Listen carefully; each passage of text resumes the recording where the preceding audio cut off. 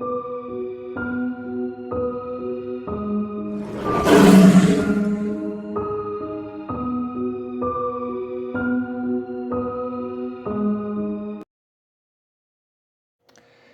the rural back of the areas of northeastern Iowa, there is a little town known as Bertshine. Though never a large town, Bertshine did have at least time manage a boast of healthy population of nearly 2,000 or so around 1985, however. Census records indicate that people noticed a drop in the population, so much that an investigation was launched. At the time, many of the remaining townsfolk interviewed and were already talking about moving somewhere else, and some of those who were willing to participate in the interview process would share disturbingly similar stories. Most of the townspeople said the same thing. Business in areas that was no longer what it used to be, making a living, was getting harder. Many people were now working on surrounding areas and preferred to move closer to their jobs. Despite many of their reasons for leaving town, the people interviewed at the time were noticeably anxious, some more than others, and they were very eager to end the interview, with some rude or abrupt with their answers. Despite the little help from most of the townspeople, a few residents, without prompting, would recall something strange happening things in the town within the past couple years. Numerous residents mentioned a strange faint light in the nearby forest that would appear roughly every other night. They said it would be nearly 2 years ago, after a large crash, and made a small quake of experience one afternoon.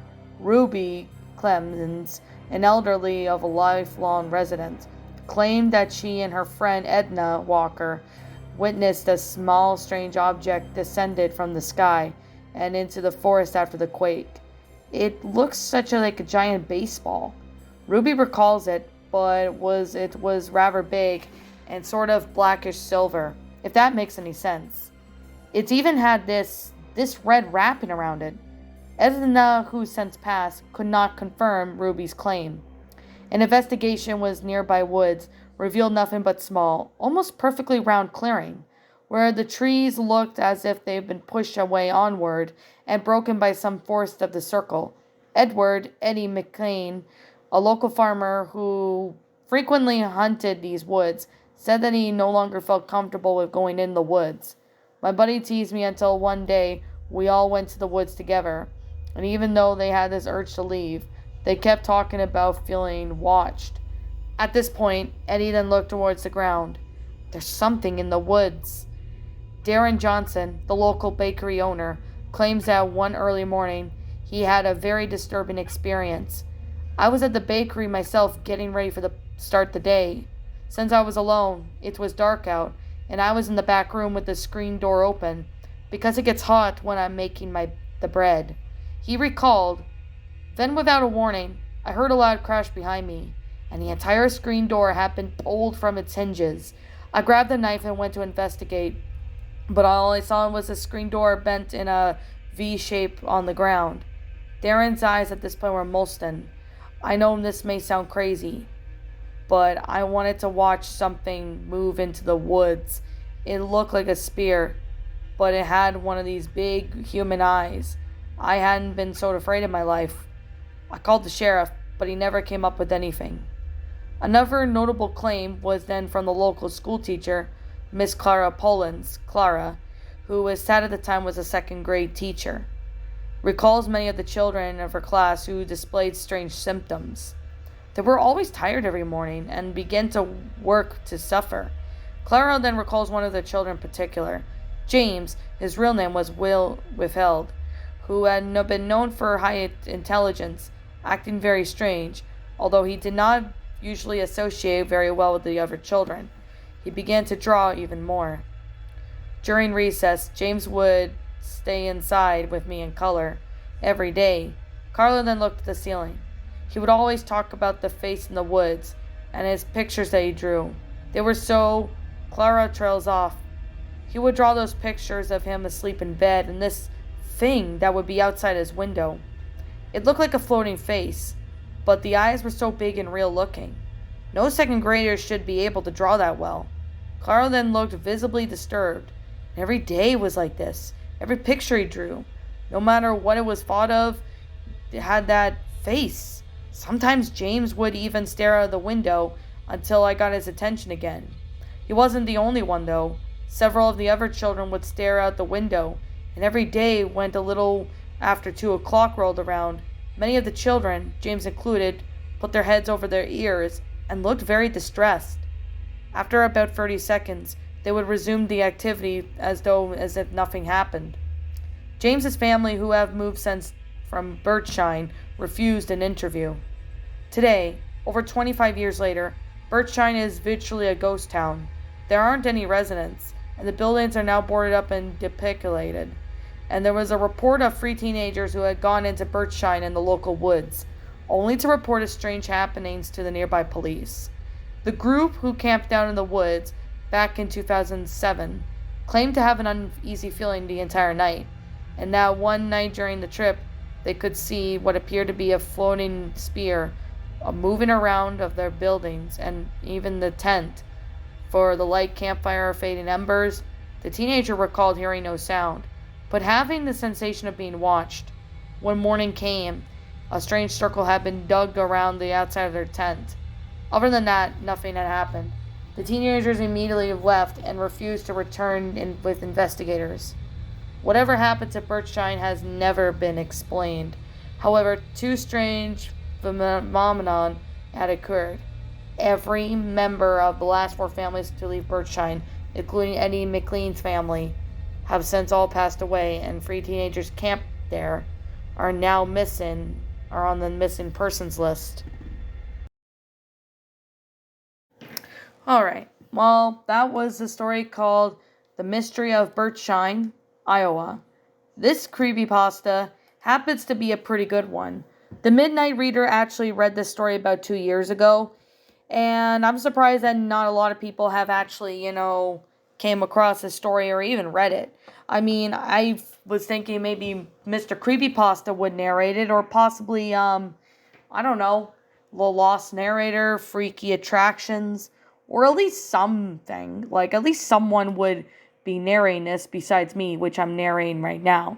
This is an older story, so I'm assuming it was written back in 2014 or 2015. I can't honestly remember when this was written, but I'm assuming it was around that time. But like I'm going to say, this story was honestly, I didn't think it was honestly that bad. It was actually a pretty good ghost story. Basically it involves, how do you put this? So basically, it involves these people, about the history of the camp, and they honestly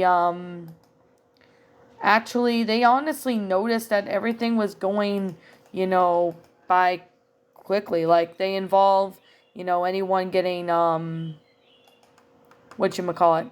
Oh yeah, they basically ended up being in a ghost town, and some strange paranormal stuff started happening. I mean, it honestly really got to me that honestly this town was pretty much a haunted town. So I can definitely say that now. But we of course, we're just going to sit here and say this right now, that when it comes to this, it honestly really has me wondering, since there is, this town is a ghost town, it's most likely being haunted by, spirits that once lived there. I mean, I think that's honestly what caused it to be the case, but like I said, I really don't know. But you guys might have, your own thoughts on this story. I found this story on the regular Creepypasta Wiki, so I thought, I'm going to go ahead and review this story. It's honestly pretty good. I mean, I like this story a lot. I like the concept. The grammar of this story was definitely really good. There's definitely a lot of time and effort into it, so I definitely got to say it's a pretty good one. But for this story, I definitely got to say, I don't know who the original author of this story is, but to the author of this story, if you happen to come across this video or something, I don't know if you will, but if you ever do, feel free to comment in this video. Let me know who you are so I can be sure to, give you proper credit when I do find out who the original author is. So yeah, if the author can let me know who he or she is, that would be great. But as of right now, I guess we can just say is, I'm just going to leave it as anonymous until we can find out who the author is of this story, because it's honestly pretty good. I definitely got to say, it's a really amazing, well-made story. So the author did a pretty good job with that. So I guess I'm going to be finishing up because there's not being really much I can really say at this time. But I definitely got to say, it's a well-made creepypasta. It's definitely a pretty good one.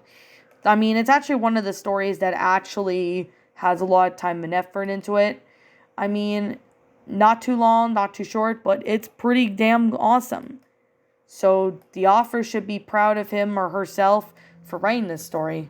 If I can ever find out who the author is, that is. But I guess other than that, it's a pretty good, well-made story. So with that being the case, and with that being said, I'm going to sit here and just say, this is just simply my own personal opinion. And if you happen to disagree with me, that is perfectly fine too. We're all entitled to our own opinions regards to these creepypastas. This is just simply my own personal thoughts.